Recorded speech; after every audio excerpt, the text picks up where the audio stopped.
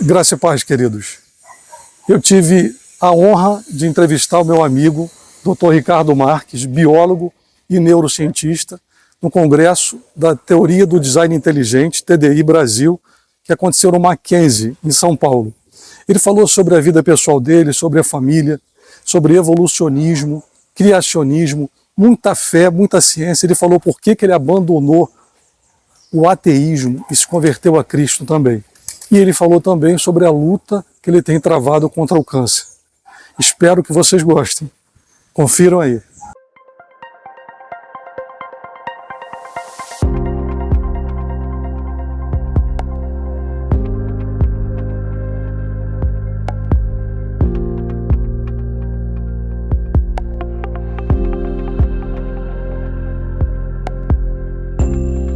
Meu nome é Ricardo Marques, eu sou casado com Ana Carmen há 34 anos, pai de Daniel, de 29 anos, e de Rebeca, de 23. Resido em Fortaleza, sou biólogo por formação, trabalhei muitos anos como biólogo, como professor, mais na linha da zoologia e da paleontologia, e depois eu dei uma guinada na minha carreira, migrando para a área de neurociência. E hoje eu trabalho mais com neurociência clínica e também com psicoterapia, mas continuo mantendo a paixão pela biologia original. Neurociência também tem muito de biologia, né? Mas mantendo a paixão pela biologia original e dando palestras e aulas a respeito desses temas.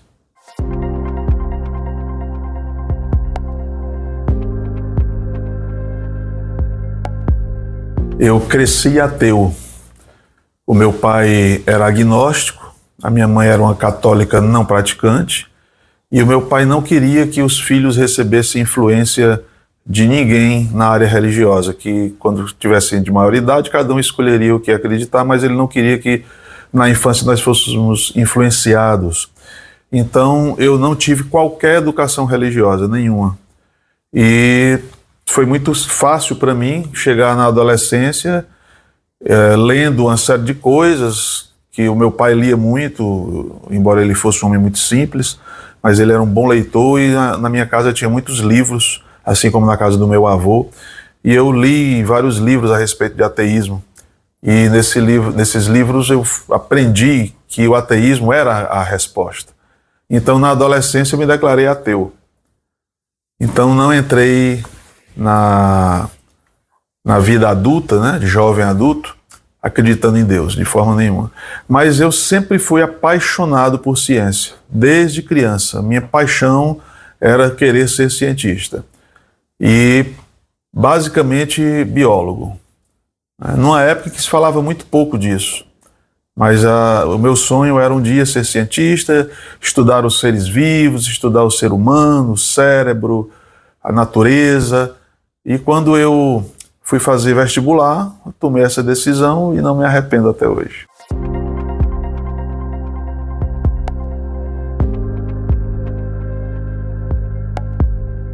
Ricardo, como é que foi a sua conversão? Foi complicada, é bem difícil. Principalmente pela minha posição de ateu. Mas eu era um ateu diferente, um ateu heterodoxo, não um ateu clássico. Porque eu acreditava que há um mundo místico, um mundo espiritual, e me interessei por um pouco de ocultismo, magia, essas coisas, até por influência de leituras também, de contatos com outras pessoas, mas era uma visão esotérica, quer dizer, acreditava no misticismo e no ocultismo, mas não na existência de Deus. O esoterismo pensa assim. E eu era meio radical nas minhas posições a respeito disso, ainda imaturo, né, muito jovem, e dois primos meus que são irmãos se converteram, um mais velho, que era ateu, depois o irmão mais novo, que também era ateu, e os dois começaram a pregar para mim o cristianismo, a Bíblia, o Evangelho, e aí a gente brigava muito. Eu brigava muito mais do que eles, né? Então eles traziam todos os argumentos bíblicos, queriam falar de Jesus para mim e tal. E eu dizia, olha, não adianta você falar da Bíblia para mim porque eu não acredito na Bíblia. Para mim ela é um conto de fadas. Não adianta você querer falar de Jesus para mim que ele foi apenas um personagem histórico qualquer e assim por diante. Aquele argumento que a gente sempre conhece. Eles não desistiram de mim, insistiram, me desafiaram a ler a Bíblia. Eu fui ler a Bíblia para tentar encontrar contradições que pudesse usar contra eles. Encontrei uma série de coisas que eu listei no caderno de arame, né? Naquele tempo não tinha computador. E só que o que eu achava que eram contradições por causa da minha ignorância a respeito da própria Bíblia. Mas apresentava aquilo para eles, aí eles riam e contra-argumentavam, sempre falando de Jesus e tudo. E com o tempo, mais ou menos num período de uns 2 anos, o tiro foi saindo pela culatra, né? Então a minha tentativa de dissuadi-los de que eles estavam errados deu errado, e eu é que fui dissuadido intelectualmente primeiro de que eu estava errado. Os meus argumentos foram caindo, os meus sustentáculos foram desmoronando, até que eu vi que eu estava completamente equivocado, que eu tinha concepções erradas, influenciadas por pensadores também do ateísmo, e que essas convicções não se sustentavam. Então, primeiro eu fui intelectualmente convencido. Achei que aquilo era suficiente. Ok, eu entendo que tudo isso aí aconteceu, é verdade e tal. Pronto, isso me faz cristão? Não, eles disseram. Você precisa nascer de novo. E eu, mas que negócio estranho é esse? Como é que é? Não, isso é algo entre Deus e você. No tempo certo vai acontecer, mas porque você tem um convencimento intelectual, não significa que você já é um discípulo de Jesus ou um cristão. E eu deixei Deus trabalhar, continuei lendo a Bíblia, comecei a fazer orações pela primeira vez na minha vida, pedindo a Deus que, olha, se tu existe mesmo, te revela a mim, né? Mostra, transforma a minha mente, meu coração, eu quero passar por esse novo nascimento. Até que aconteceu, né? Foi um processo, na verdade, não foi um evento, pá! E até que eu entendi que, de fato, eu era renascido espiritualmente, agora tinha outra mentalidade, outro posicionamento, passei a entender melhor um pouco, né, do que é a fé verdadeira. E a partir daí eu mudei completamente de vida e estou mudando aos poucos até hoje, quase 40 anos depois. Amém. É como a luz da aurora, a Bíblia diz, né? Vai brilhando mais e mais até ser dia perfeito.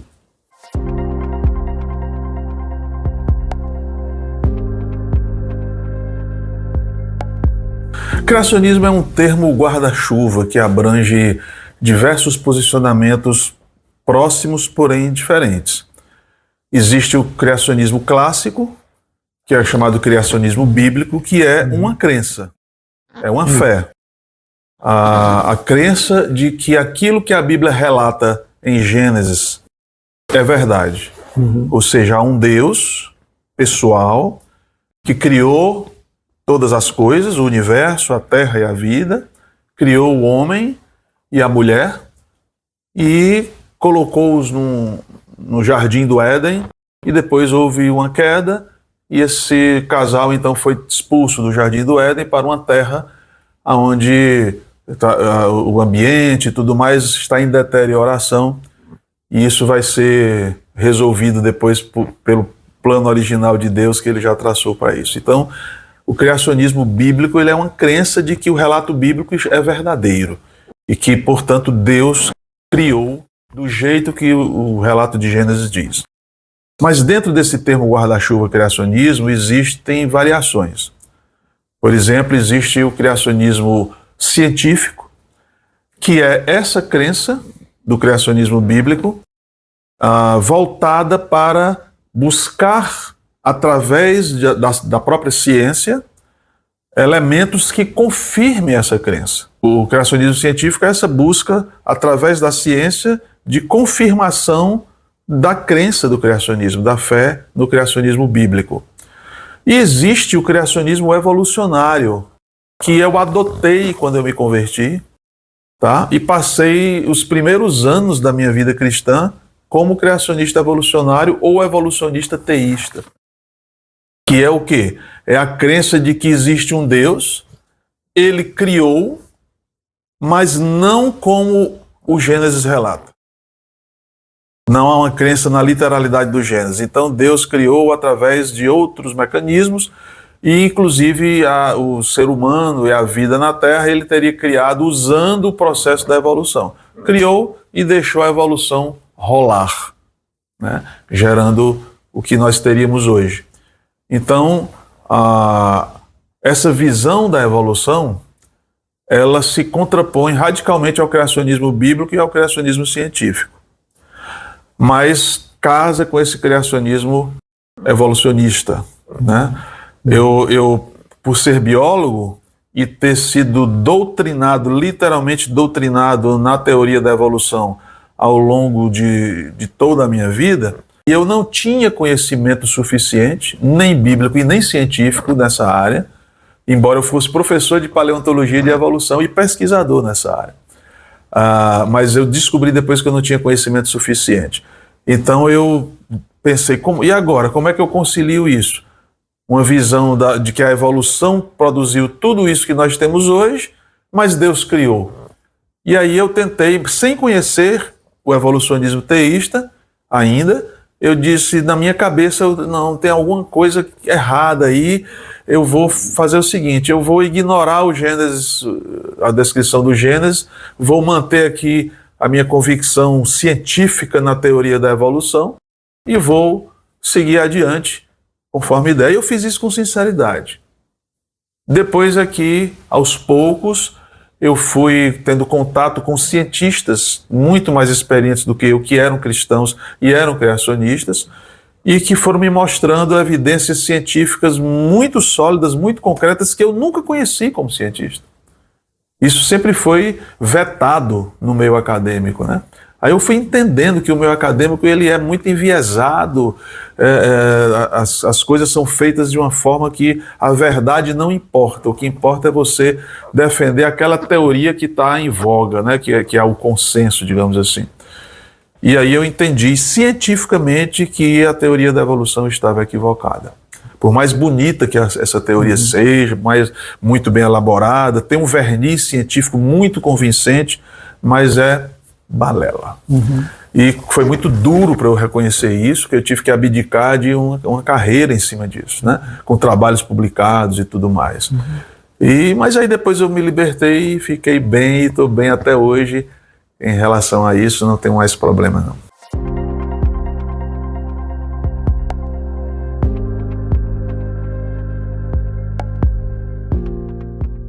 O que é a TDI? Ela é uma teoria científica que não parte de uma crença.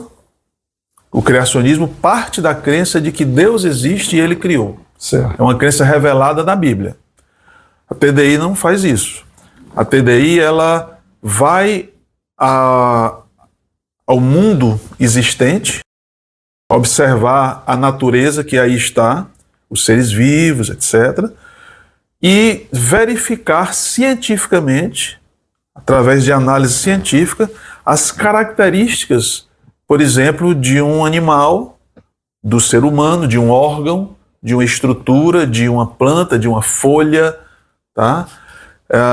E vai observar as características daquilo e inferir se aquelas características, pela sua complexidade, pelo seu funcionamento, a sua função, pela maneira como se manifesta, se essas características, no enfoque científico, elas realmente apontam para um processo evolutivo gradual, de mutações aleatórias vantajosas ao longo de milhões de anos, produzindo por acaso coincidências que se combinam naquele ser vivo e acabam gerando um novo órgão, uma nova característica, uma nova função que se instala naquela espécie e produz uma mudança considerável. É isso que as evidências científicas estão dizendo sobre essa criatura, ou é impossível que a evolução tenha feito isso? E se é impossível, qual é a alternativa para isso? Um projeto inteligente. É a análise na natureza de características que apontam para um projeto inteligente. Um design inteligente, um desenho inteligente. A questão é que grande parte dos TDIstas são criacionistas. Então, quando eles vão fazer esse trabalho, a crença deles, eles têm, assim como o evolucionista materialista, ele tem a não crença, né, ou a crença no ateísmo, que também é enviesado, também é ideológico e que também compromete as interpretações dele. Então, eles acham que nós não podemos, quem é criacionista não pode pesquisar isso porque já está enviesado. Gente, isso é da natureza humana, não existe ciência neutra. Não existe, a filosofia da ciência diz, não existe ciência neutra. Toda ciência é enviesada. Então, essas pesquisas da TDI, elas visam isso. Agora, se a pessoa é criacionista e também TDIsta, ela acaba sendo acusada de que está usando a TDI como criacionismo disfarçado. Não, são duas coisas diferentes, mas que têm um ponto de contato. Eu que sou criacionista e pesquisador de design inteligente, há um ponto de contato entre essas duas visões. É claro que há. Né? Quando alguém pergunta, mas você acredita, Ricardo, pessoalmente, que esse design inteligente foi feito por um Deus, o Deus cristão da Bíblia? Sim. Ah, tá vendo? É criacionismo disfarçado? Não. Você me perguntou sobre a minha crença criacionista. Eu disse que tenho. Mas se você conversar comigo sobre design inteligente, eu converso horas e horas e não falo de Deus nem da Bíblia.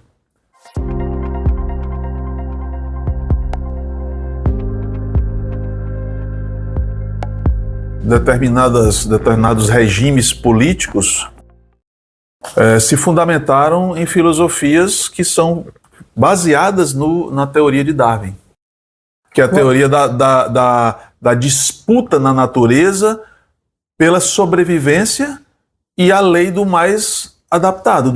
O pessoal fala de lei do mais forte, mas é a lei do mais adaptado, aquele que se adapta melhor, que consegue se adaptar melhor. Isso sustentou, por exemplo, o nazismo. Né? O regime nazista ele era fundamentado nessa teoria. Só o nazismo ou tem algum outro regime que tenha? Não tem, o regime comunista também. Sim, sim. Certo? É uma visão. E até assim, algumas vertentes do capitalismo dito selvagem, né? Sim. Que é aquela ideia, eu piso em cima de quem eu preciso pisar para chegar onde eu quero chegar. Ou seja, isso é da natureza humana. O ser humano, ele já tem essa tendência que o cristianismo chama de tendência pecaminosa, né? Tendência da velha natureza de pecado do homem, de praticar o mal contra o outro a fim de você se beneficiar. Já é da nossa natureza, independente de teoria da evolução ou qualquer outra teoria. Mas junte essa tendência com uma teoria dita científica que fundamenta isso.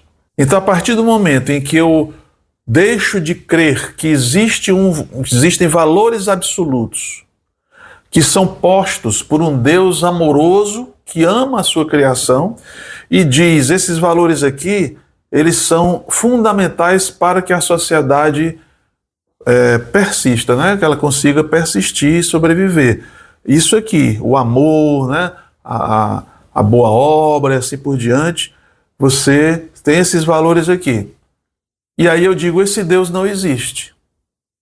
Esse Criador não existe, tudo é produto do acaso, tudo se formou sozinho ao longo de milhões e milhões e milhões de anos, coincidiu no que nós somos aqui, o ser humano, ele é apenas um bicho, assim como qualquer outro animal na natureza, somos apenas um bicho que aprendemos a pensar, a ter consciência. Isso nos diferencia dos outros bichos nesse aspecto, mas continuamos sendo bicho com instinto e tudo mais.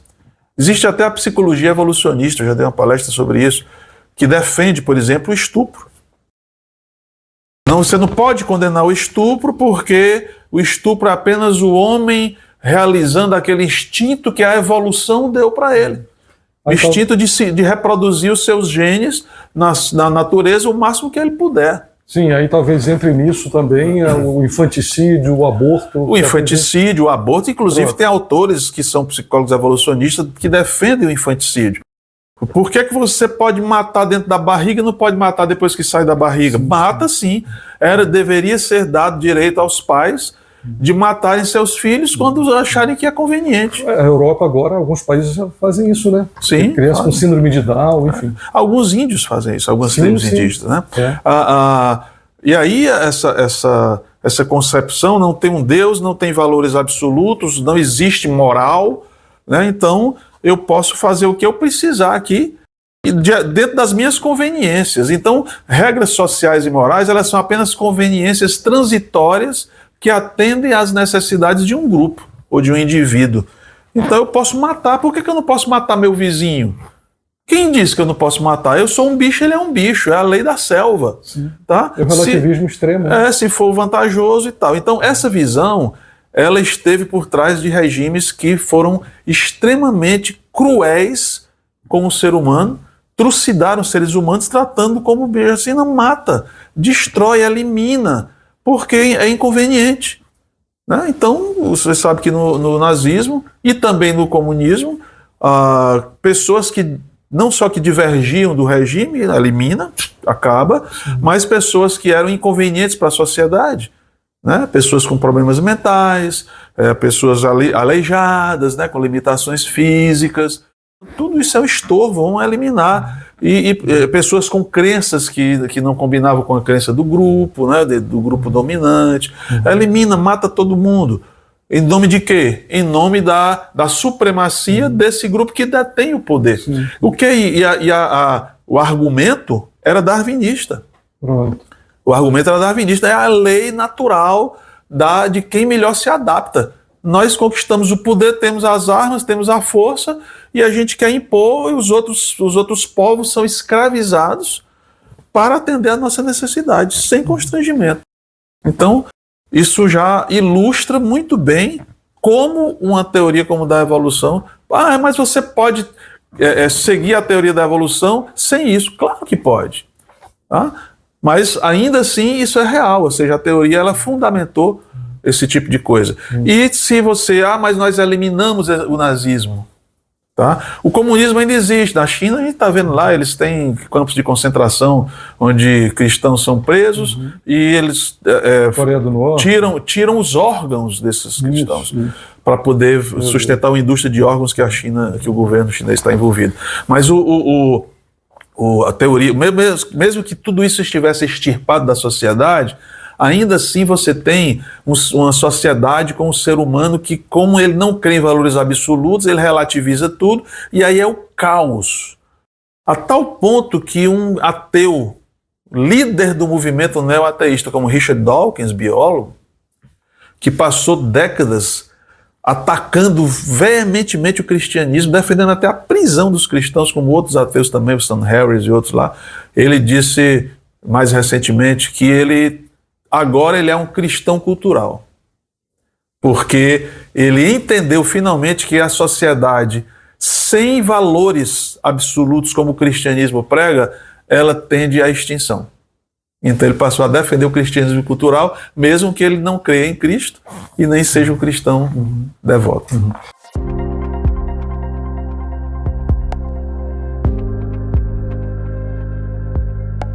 O legado do criacionismo, eu diria que a gente poderia ver de vários ângulos, mas um ângulo que eu acho bem interessante é entender que o criacionismo ele é uma filosofia, uma visão de mundo sobre as nossas origens, que diz quem nós somos, por que nós existimos, gera sentido e propósito para a nossa existência e diz o que é que nos espera e para onde nós vamos. São as perguntas que a humanidade faz há séculos e diz não ter resposta. Sim, tem. A resposta não está no criacionismo. Para eu que sou cristão, nós que somos cristãos, eu acredito que a resposta está naquilo que Jesus ensinou, os profetas e os apóstolos, sobre a cosmovisão cristã. Mas o cristianismo aponta para essa cosmovisão. Então, para mim, esse é o maior dos legados. Sem o criacionismo, nós não temos essa seta apontando. Olha, é para lá. Tudo começou na criação. Dali se desenrolou todo o resto. da fé cristã e dessas explicações a respeito de tudo. Isso é cosmovisão cristã. Não existe cosmovisão cristã genuinamente autêntica sem o criacionismo. A vida do cidadão comum, quando ele não tem esse entendimento do propósito, do sentido da vida, de onde eu vim, para onde eu vou e por quê, se ele não tem isso, a vida dele vai ser determinada por essa dúvida, essa grande interrogação. E por isso nós temos a sociedade que nós temos hoje. Uma sociedade extremamente secularizada, uma sociedade totalmente relativista, não há verdade, não existem absolutos, tudo vale, qualquer coisa serve, né? Você tem hoje avanço de movimentos como zoofilia, pedofilia, já tem até partido político defendendo isso, leis sendo propostas, porque não há limite, a favor do aborto, do infanticídio, né? Porque tudo é relativo, não tem absolutos. Quando você tem o criacionismo que aponta para uma cosmovisão cristã, tudo muda. Porque aí a sociedade ela tem um referencial, ela pode escolher não querer esse referencial, mas ele existe, ele está ali para quem quiser. E quando uma sociedade, e a gente já tem isso bem demonstrado, né? Quando a sociedade ela mostra essa verdade e você adere a ela, essa sociedade se torna muito mais virtuosa. Ao contrário do que nós temos visto acontecer na sociedade relativista. Pouca gente sabe que a ciência moderna foi feita por cristãos, foi construída toda por cristãos. Isaac Newton, Michael Faraday, Galileu Galilei, né, James Clerk Maxwell e tantos outros. E nada disso é enfatizado na academia. Nada disso é enfatizado, pelo contrário, é omitido, né? São infinidade de contribuições.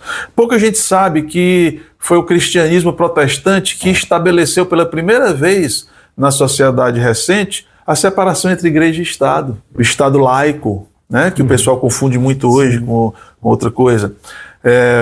Pouca gente sabe que as grandes universidades do mundo foram criadas por cristãos. O conhecimento acadêmico e científico ele era restrito a mosteiros. Só aqueles gatos pingados que sabiam ler e que pensavam na filosofia e tudo mais, ficava ali dentro, tudo restrito, as bibliotecas eram fechadas. E o movimento cristão protestante trouxe isso para o povo, né? Para o mundo. Tá? Grandes universidades que hoje são secularizadas, elas foram criadas por cristãos. Então, o impacto social do criacionismo, do cristianismo é gigantesco.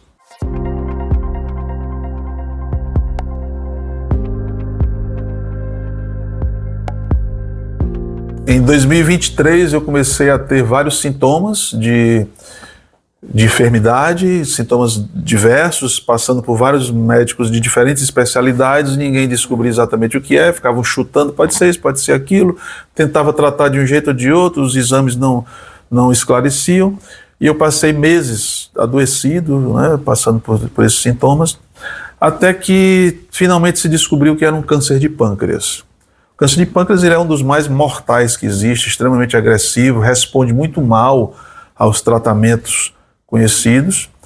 Eu recebi aquela notícia, eu já havia aprendido antes disso, ao longo da vida, a me posicionar, a ter uma atitude diante desse tipo de notícia diferente do que eu já tive no passado. Originalmente, o Ricardo era um cara muito ansioso, muito preocupado, muito controlador, né? Todo ansioso é controlador, todo controlador é ansioso. Eu preciso fazer todo o possível para que as coisas aconteçam dentro do meu controle, dentro daquilo que eu possa resolver, né? Então, quando foge do controle, a gente se assusta, fica com medo e tal. Eu era assim, é o meu perfil de origem. E eu entendi, eu fui aos poucos passando por situações na minha vida de saúde, inclusive, outras situações antes dessa, comigo mesmo, situações de saúde na minha família, com minha esposa, com meus filhos e tudo mais. Eu tenho uma filha que ela foi cadeirante, Deus a levantou da cadeira de rodas, a curou.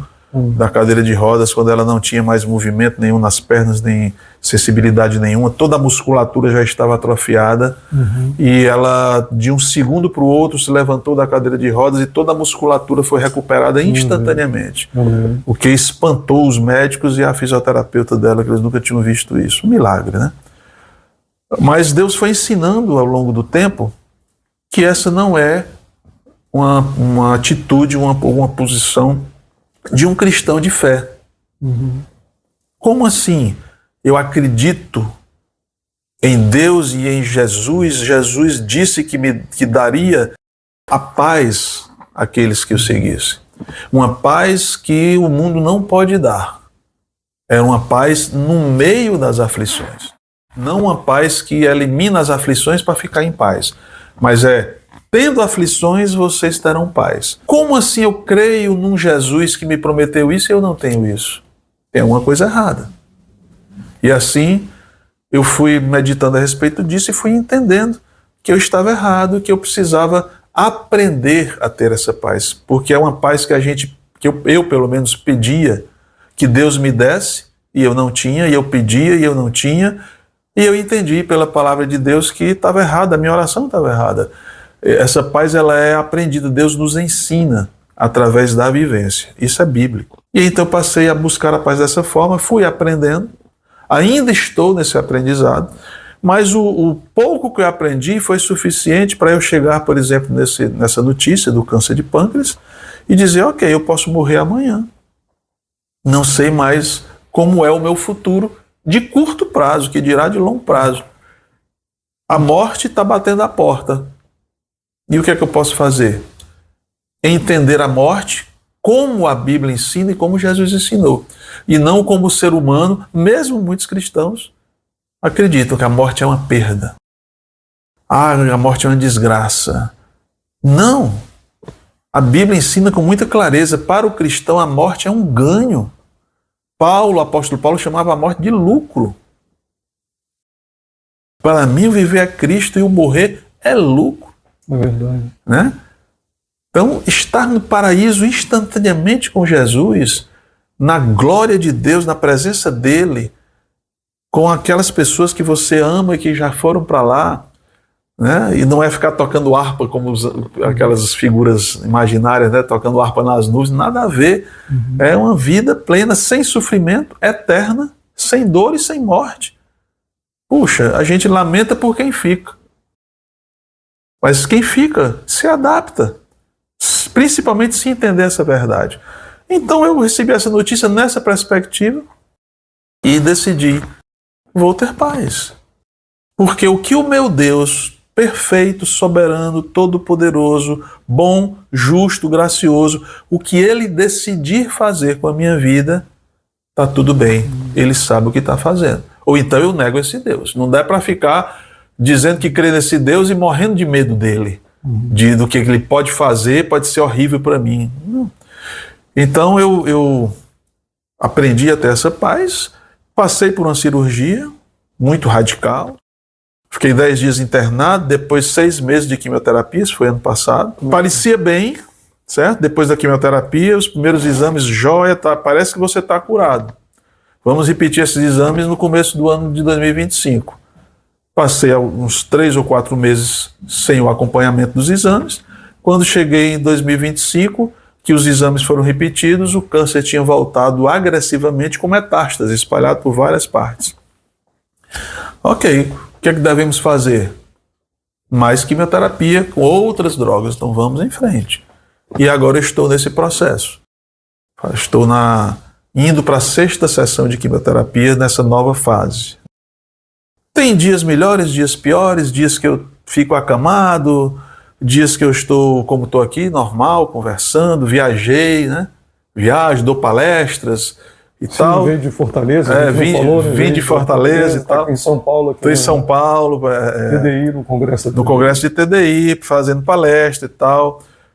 Servindo a Deus e fazendo aquilo para o qual eu fui chamado, que é a minha vocação. E tem dias que eu não consigo trabalhar, não consigo sair de casa, porque os efeitos da quimioterapia são bem e fortes e imprevisíveis, né? Alterna de um dia para o outro e tal. A imunidade cai, né? Agora, recentemente, eu peguei 2 infecções, uma de bactéria e uma de fungo, por causa dessa imunidade baixa. Mas a gente vai levando e acreditando que aonde Deus nos conduzir é o melhor caminho. O que eu posso dizer é que a minha fé hoje, ela é, ainda que seja muito minúscula, ela é muito melhor do que já foi. Ou seja, houve um ganho de fé. Isso eu não posso negar.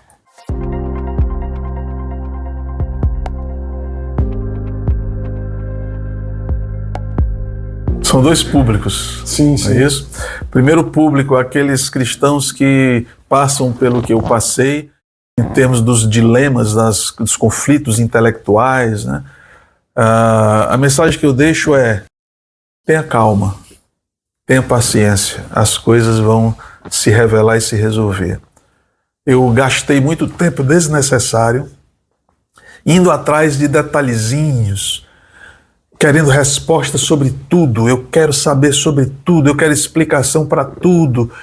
Então eu queria explicações sobre tudo na Bíblia, e a Bíblia tem uma série de coisas que Deus decidiu não explicar, até porque a gente não conseguiria entender tudo. Queria explicação para tudo na ciência e assim por diante. O amadurecimento aos poucos foi me mostrando que isso é bobagem. É como diz Eclesiastes, é correr atrás do vento, é vaidade, né? Então, eu fui aos poucos parando com isso. Não de buscar respostas, não de querer investigar, esse espírito continua comigo, que eu sou cientista por natureza. Mas o de me preocupar tanto com essas respostas. Tá? Quando há possibilidade de ter a resposta, eu quero ir atrás. Mas quando a gente percebe que essa resposta não será alcançada, está tudo bem. O mais importante é a essência da fé.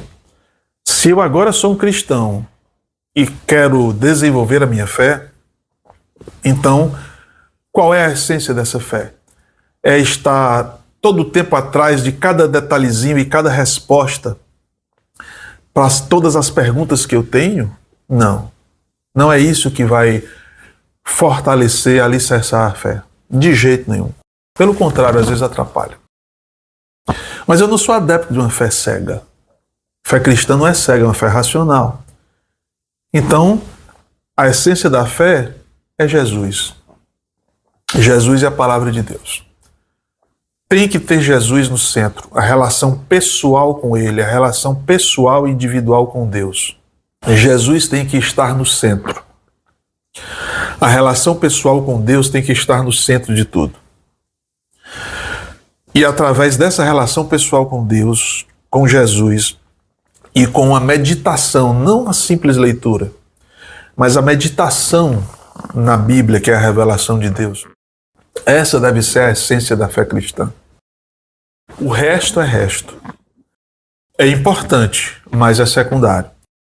O que nós fazemos, eu fiz, e muita gente faz, é ficar arrodeando no secundário, na periferia, que importa muito menos. E você se aprisiona nessa periferia e esquece a essência que está no centro. E com isso passam-se anos e se perde muito tempo. Tem que se voltar para o essencial, o secundário vem depois. Então eu deixo essa mensagem para esses que hoje enfrentam conflitos intelectuais como eu enfrentei quando me converti. Em relação a quem está passando por sofrimentos de qualquer tipo, seja de saúde como o meu ou de qualquer outro tipo, a mensagem que eu deixo é a mensagem que Jesus deixou. Deixo-vos a paz, a minha paz vos dou, não vos-la dou como o mundo a dá. No mundo tereis aflições, mas fiquem animados, porque eu venci o mundo. Essa é a mensagem central. Não adianta buscar, como muitos cristãos hoje buscam, uma paz através do sucesso, da performance, do enriquecimento, de não adoecer. Aí eu tenho paz. Tudo isso é a paz do mundo. Não é a paz de Cristo. Então são cristãos que estão percebendo ou não, estão desvirtuados. E há igrejas que algumas eu até acredito que sejam bem intencionadas, sabe? Que se alimentam disso, vivem disso, pregam isso e estão lotadas. Se você for pregar um evangelho onde você aprende a lidar com o sofrimento, a igreja se esvazia, porque as pessoas querem a teologia coaching, a teologia da prosperidade, mesmo que não queiram dar esse nome para elas. Então, esse tipo de cosmovisão, ela não é bíblica, por mais que esteja dentro de muitas igrejas, por mais que use versículos, textos da Bíblia recortados, sempre vão encontrar. Está fora da essência do Evangelho, né?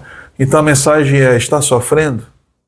Aproveite o sofrimento, porque C.S. Lewis diz que o sofrimento é o megafone de Deus para um mundo surdo. Eu posso estar surdo para a voz de Deus na minha mente, no meu coração, envolvido com tantas outras coisas, e às vezes o sofrimento que não agrada a Deus, mas muitas vezes Ele permite para que eu entenda o que Ele quer de mim, a mensagem dele. Inclusive há o espinho na carne, como aconteceu com o apóstolo Paulo, né, que ele dizia que Deus permitia um mensageiro de Satanás que o esbofeteava, e ele dizia: isso me dói muito, tira isso de mim. E Deus disse: não, a minha graça é suficiente para você. Porque Deus sabia que pelo perfil de Paulo, se Deus tirasse aquele sofrimento da vida de Paulo, que nós nem sabemos qual é, talvez Paulo desandasse. O grande Paulo, chamado para levar o evangelho mundo afora, talvez ele se desvirtuasse. E aquele sofrimento, por mais doloroso que fosse para o próprio Deus ver o filho dele naquela condição, talvez aquele sofrimento fosse a chave para segurar Paulo nas barras do manto de Jesus.